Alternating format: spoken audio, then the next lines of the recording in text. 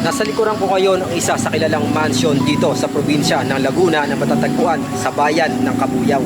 Ito ay tinayo late 1970s and early 1980s ng dating Pangulong Ferdinand Marcos. Ngunit hanggang ngayon, ang mansion na to ay abandonado. Dahil tinuturing itong abandoned mansion, maraming kababalaghang kwento ang nabuo dito. Ang Marcos Twin Mansion, also known as the Cabuyao Mansion, ay pinatayo ng dating Pangulong Ferdinand Marcos for Marcos family's 25th wedding anniversary. Nang sumiklab ang People's Powers noong 1986 at napatalsikan dating Pangulong Marcos, noong 1987, ang mansion ay hiniwalay sa pamilya Marcos dahil sa aligasyon na ito ay kasama sa nakaw na kaba ng bayan. Ayon sa PCGG o Presidential Commission of Good Government. Noong 2010, ang Sandigang Bayan ay naglabas ng kautusan na ibalik sa pagmamay-ari ng pamilya Marcos ang mansion. Ngunit ito ay naharang ng Supreme Court sa kautusan noong 2017. Hanggang ngayon, walang inilabas na impormasyon kung ito ay naibalik na sa pamilya Marcos dahil ang mansion ay nananatiling abandonado. At dito pumapasok ang mga psikolohikal na mga salik kung saan ang isang abandonadong lugar ay madaling paniwalaan na may mga nagaganap na paranormal. Kaya ngayon, kasamang Paranormal Philippines, ating papasukin ang mansion. Ang takas, kanina binigyan yan. Ay, binanggit natin yung baka. Ay, nag-underground pala guys, itong mansion. Kaya samahan nyo kami sa aming spirit questing and paranormal investigation dito sa Marcos Twin Mansion.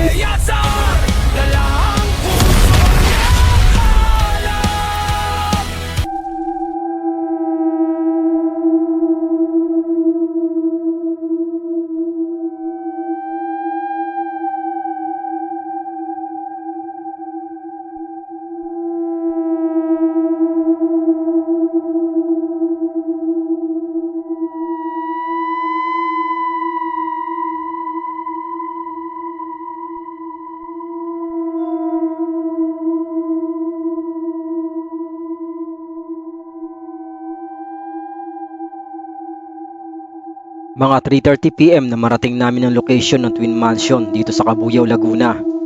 Inakala namin na makakapasok kami agad pagdating dito. Ngunit ang mansion ay hindi bukas para sa publiko, pero marami pa rin ang napapadaan dito at pansamantalang humihinto para silipin ang loob at nagpapakuha ng pictures. Hanggang sa makausap namin ang caretaker, sinabi niya na hindi na siya nagpapapasok sa loob, lalong-lalo na makita niyang sinira ng ilang vloggers ang pinto ng mansion para lang makapasok. Hindi nagtagal at napapayag din namin siya na nagpakilala kami na kami ay Paranormal Philippines at magsasagawa ng paranormal investigation. Kaya sa pagsapit ng kalagitnaan ng gabi, Okay, ngayon sisimulan na natin pasukin itong Twin Mansion. kasama ang president and founder ng Paranormal Philippines at ang isa sa aking classmate sa pag-aaral ng paranormal. Ngayon kasama natin si Sir Teo Pilos, ang founder and president ng Paranormal Philippines, and also sinamahan din tayo ng classmate natin na si Alvin. At yun, kasama natin yung caretaker ng mansion na ito. Unang pinasok namin ang unang palapag ng kanang mansion. Napakalawak ng espasyo nito at halatang idinisenyo para sa malalaking okasyon o tinatawag na ballroom area. Iilan na lang ang natitirang gamit dito. Possible na ito yung mga parang ballroom area dahil doon nakikita natin sa dulo, nandun yung isang bilyaran. At dito ay isang kung saan dinadaos yung isang iba't ibang mga okasyon dito sa likuran ko ito. Kasunod ay inakyat namin ang ikalawang palapag ng mansion.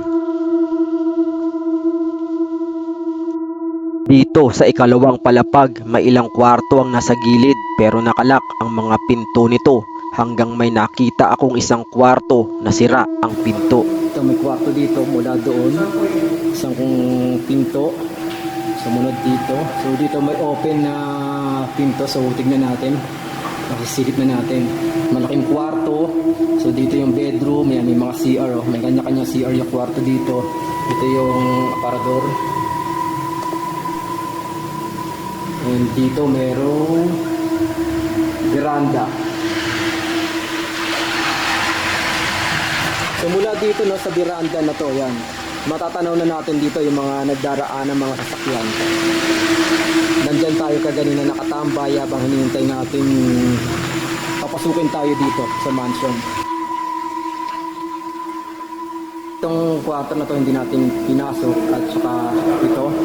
So dito nakita lang natin dahil open no, yung pinto, may natanggal na part ng pinto kaya nasilip natin kung anong itsura. So sumunod niyan dito, pasukin natin. Pagkatapos kong sumilip sa beranda, binuksan pala ng caretaker ang 2 kwarto.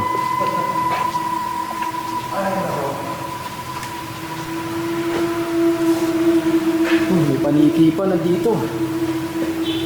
Laki. Kaya pala maraming sawa dito. Tsaka King Cobra. Hindi mo ito kinakatakot ako, King Cobra. May mga picture pa dito. Mga iba't ibang mga halaman. Tapos sa parador.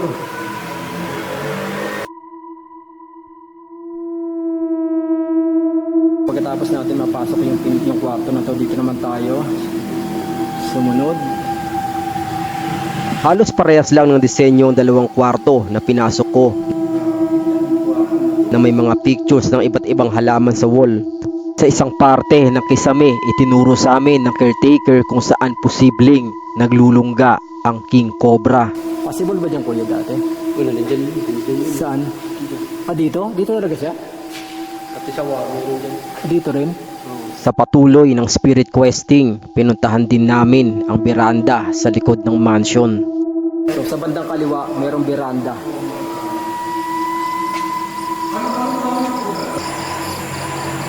Doon nakatambak yung mga lumang mga sopa, mga upuan.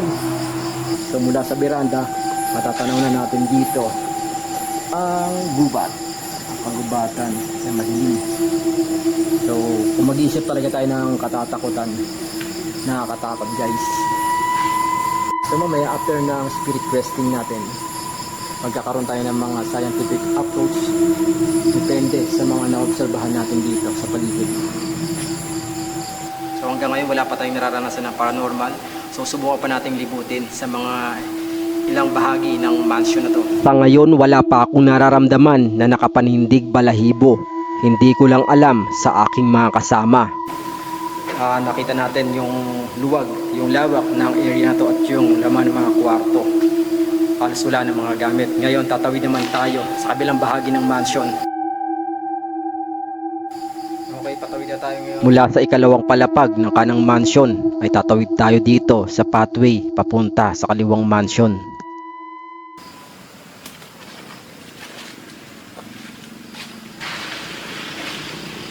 Okay, nandito tayo sa pathway ng mansion kung saan dito sa right side natin makikita natin yung mga nagdaraan ng mga sasakyan. Dito naman sa left side yung gubat sa likod ng mansion. Mayroon ditong napakalaking puno. At sa baba masukal na Dito sa pathway sinusubukan natin kung meron tayong mararamdamang paranormal. Ngunit hanggang marating ang beranda ng kaliwang mansion ay wala akong naramdaman. So dito yung beranda. Nasaan na yung mga kasama ko? Nawala na. Pagpasok natin dito. So sa right side, kusina.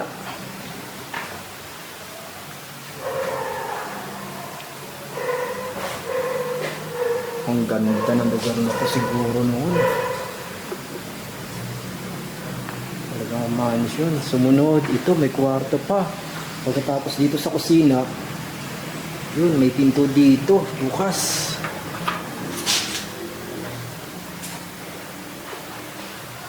Yung parador, luma-luma na, hoops. After natin pinasok dito, meron ditong wooden spiral ladder. Ito, nakakatakot si ilalim. Libutin muna natin itong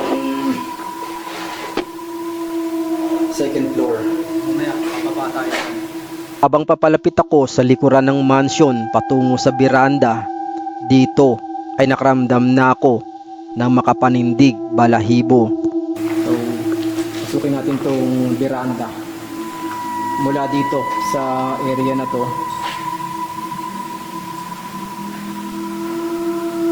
Lumabas tayo para puntahan yung beranda sa likuran. Takot. Kala ko salamin. Shit, ako na naman isa dito.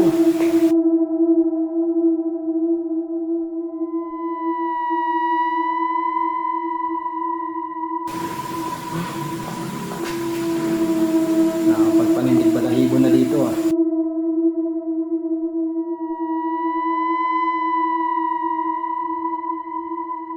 Panindig balahibo na sa area to.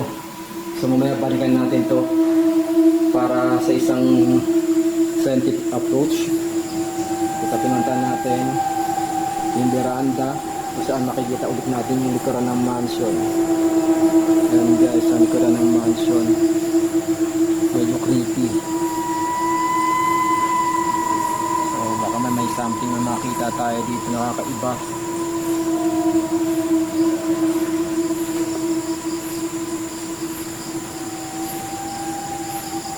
Nakakatakot dito sa salamin. Tinakatakot eh. Harap pa sa salamin. Baka bigla may lumitaw dito. Grabe. Narating ko na ang pinakadulong beranda ng kaliwang mansion at habang nag-o-observe ako dito ay tinawag ako ng aking mga kasama. Baba? Sige, sige. Ngayon, binalikan na natin yung wooden spiral ladder.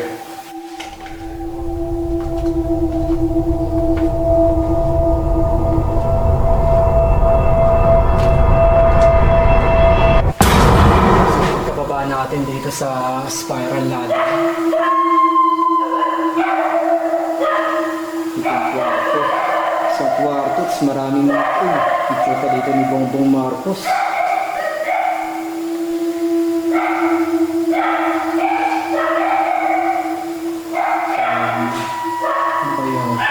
Based sa mga nababasa natin sa mga napapanood, yung mga lumang salamin daw, dito daw isang portal daw to ng mga kakaibang elemento, kaya subukan natin kung may magpapakita sa likod natin. Wala na paranormal ang ideya na ang mga salamin ay mga portal para sa mga multo, espiritu ay isang malawak na paniniwala na nagmumungkahi na ang mga ito ay nagsisilbing mga pintuan sa pagitan ng mundo. Hinahayaan ng mga espiritu na dumaan o nakakakuha ng mga kaluluwa. Pagkatapos sa kwartong ito, may pinto papunta sa isa pang ballroom area.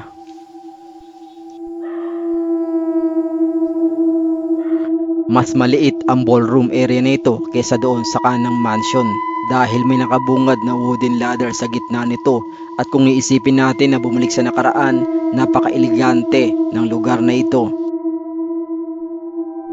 At habang iniikot ko ang lugar na ito, napatitig ako sa isang kwarto sa gilid.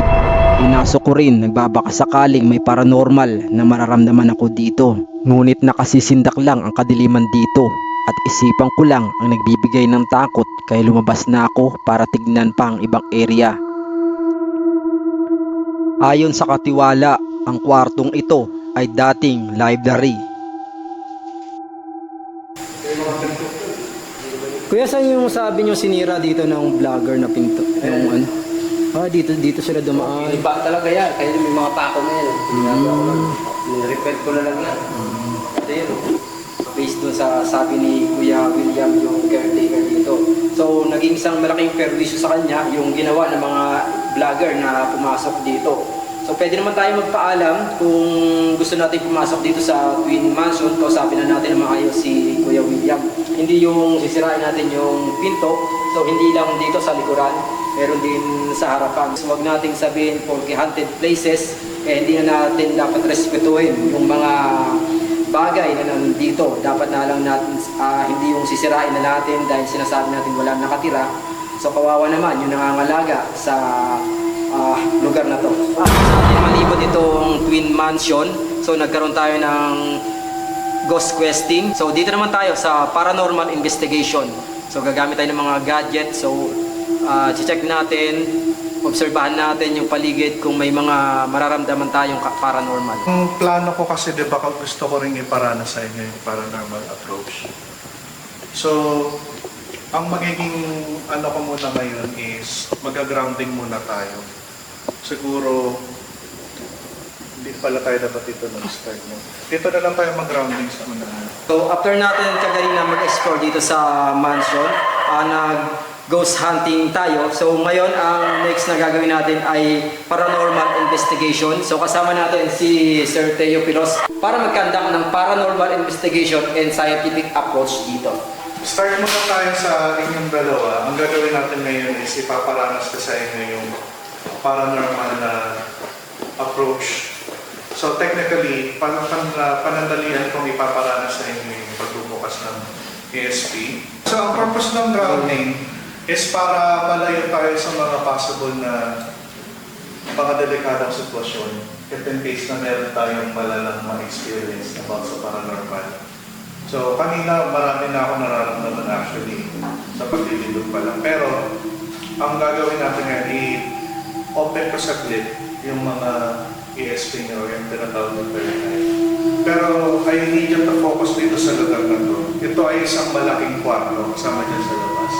Nandito tayo sa isang kwarto na safe. Walang mangyayari masama sa atin dito sa kwarto na to. Yun ang isipin natin. Gusto kong isipin ninyo, pumikit kayo. Pipikit tayong lahat. Sa paranormal o spiritual na mga konteksto, ang grounding ay tumutukoy sa mga kasanayang ginagamit upang ikonekta ang enerhiya ng isang tao sa enerhiya ng mundo na pinaniniwalaang nagtataguyod ng pakiramdam ng balanse, katatagan at presensya. Ito ay isang paraan upang pamahalaan ang sariling lakas o isang paghahanda sa mga nakasisindak na maaaring maranasan sa paranormal na aktibidad. So, guys, huwag niyong aalisin yung focus. Dapat lahat ng senses niyo bukas. Okay?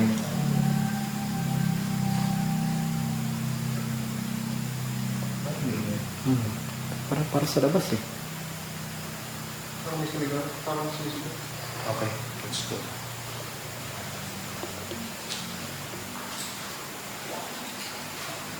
Tumatayo na balahibo niya. Kanina.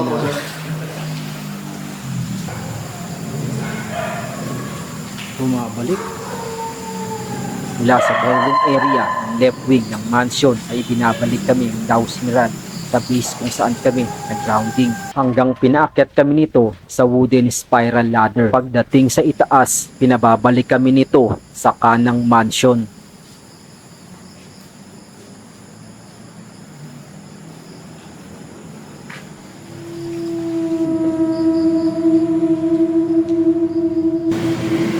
Dito? Ano po?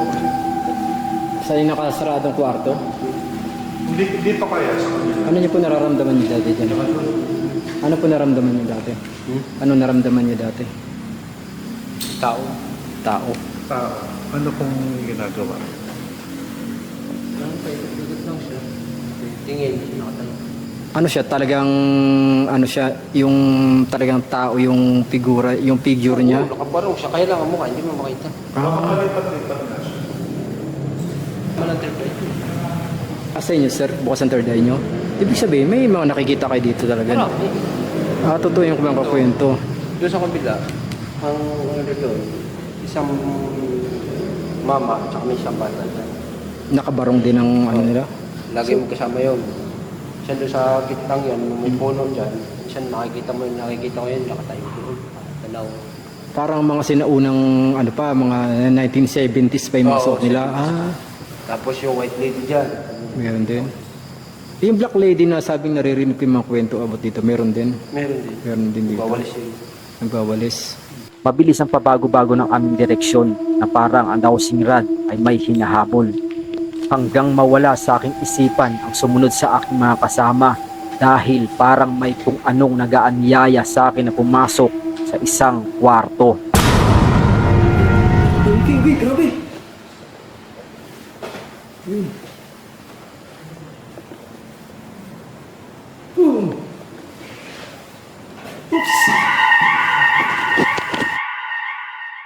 Possible Ayun, na oh. pagkamata.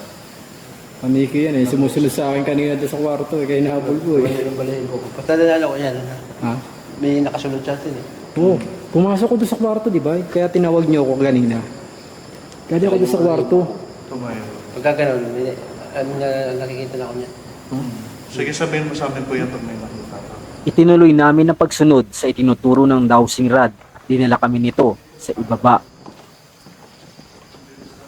At dito, tinanong na ako ni Sir Teo kung may paranormal akong naramdaman sa second floor. Bumaba ka ba ulit ng handa nung naglakad-lakad ka? Saan hagad sa spiral? Doon sa, nung humiwalay ka, kanina kung humiwalay. Hindi, doon ako pumasok sa kwarto. Hindi mo ba narinig yung may parang may kumalampag? Wala akong narinig. Parang pakya. Wala. Kasi di ba nung galing tayo ng mga pinto, sa mga pinto dito, tapos dapat dito kayo direction sa veranda. Tapos pumasok ako ng kwarto kung saan ko nakita yung paniki, binidyohan ko. Yun, doon na ako. Wala ka bang naramdaman doon? Wala. Nung time na nandun kami, narinig kami. Yabag? Parang kumalakas eh. Parang may Ay, hindi ako yun. Parang amin hanggang walong hiyak. Kasi tahimik lang yung pag ano ko yakbang kasi magalaw yung camera ko eh. At pagkatapos nila akong tanungin, parang may isang bagay silang pinagmamasdan sa cellphone at pinakita nila ito Ano yan? sa akin. Parang ganito yung namapagkamalan Oo nila. nga. Pero yun talaga siya. Reflection. Hindi, yun nga siya. Yun. Ito, yung area na yan. Sir, ayun na Sir Aldrin. Gamitin ko Hindi, may yun. reflection yan oh. Ano yan? Hindi. Hindi, dyan lang oh. Yun, Yun. Kung titignan natin Para siyang mapapagkamalan siya. mapagkakamalan parang sa babae. element. Multo, di ba? Yun. Pero yun lang siya. Pero yan yung kailangan din ng investigation. Ito ay kuha mula sa cellphone ng aking kasama na si Aldrin habang naglilibot sa mansion. Kung titignan mabuti, para itong babae na katayo na nakasuot ng itim na pananamit. Ngunit sa aming pag-iimbestiga, ito lamang ay isang optical phenomena. At habang nakatayo kami dito, biglang umilaw ang AMF detector, sinyales na may ibang enerhiya sa paligid. Pero hindi malakas yung ilaw niya. Hindi siya. Dapat mataas. Ibig sabihin, hindi siya maintain. Mabago-bago ang level ng AMF, tanda ng enerhiyang nasasagap ay lumalayo ang distansya. Sa patuloy na pagdetect sa enerhiyang ito, dinala kami sa isang kwarto.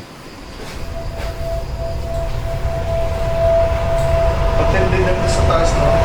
Naramdaman mo yun. Nag-orange siya, sir. Ayan ang laki. Ito malakas ah. Yan oh. Ano po ba to? May kuryente po ba dito? Dati yung nag-power out. Power house. Ano malakas. Pero may kuryente siya ngayon. Wala. Wala.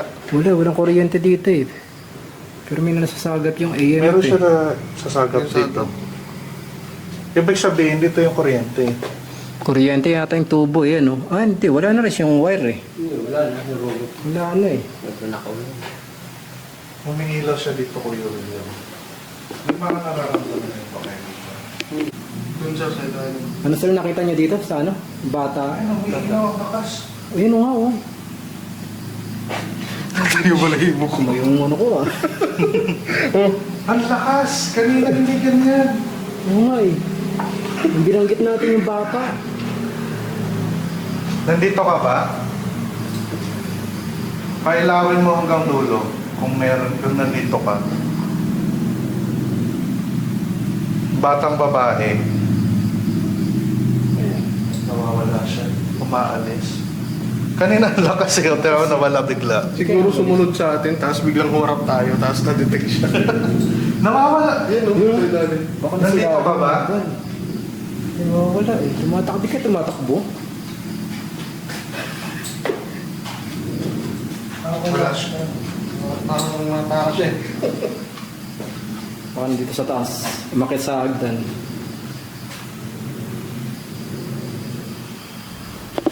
Naghintay pa kami ng ilang minuto nang biglang may binanggit ang caretaker. Pagkalaw ka ng isang gamit kung nandito ka. Tatay. Tatay. Sino tatay? Tatay na po? Hindi ako. Nandito po siya. Hindi siya eh. Pagpagalaw ka po tayo ng gamit kung nandito ka po. Tumitindig yung... Pagparamdam ka po sa Ano amin. pala? Wala, ang buwan. Ang umiye.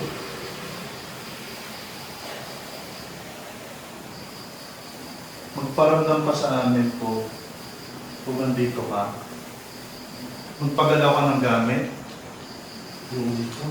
Dito. Nandiyan sa labas. Lumabas. Guys, may nararamdaman yung caretaker natin. So, yun yung tinatawag ng tatay. Kaya lumabas daw dito sa kwarto. Malakas siya. Malakas nga oh. Guys, nandito yung wheelchair. Wheelchair ng biyanan ng caretaker. Kailan po siya nawala? January 24. Itong taon lang po. January taon. Mag-isa taon ko lang sa January.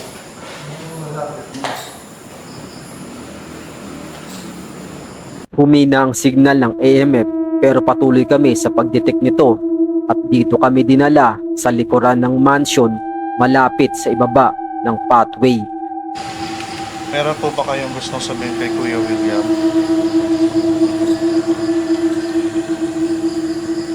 Ay, pailawin niyo po kung nandito po kayo. Sumasagot ng konti lang. Isa hanggang dalawa. Tayo. Dito po ba kayo tayo? Doon, sa kubo niya doon. May kubo dyan. May kubo. Yung underground. Itinuro ni Kuya William kung saan madalas nagpapahinga ang kanyang biyanan noong nabubuhay pa, kaya ito ay aming pinuntahan. Yung kubo. May underground. Ano po ito? Anong purpose nito?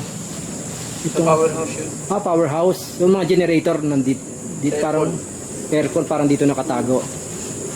Yun. Itong area pala na nasa likuran ng mansion. So halos natatabunan na siya ng mga damo.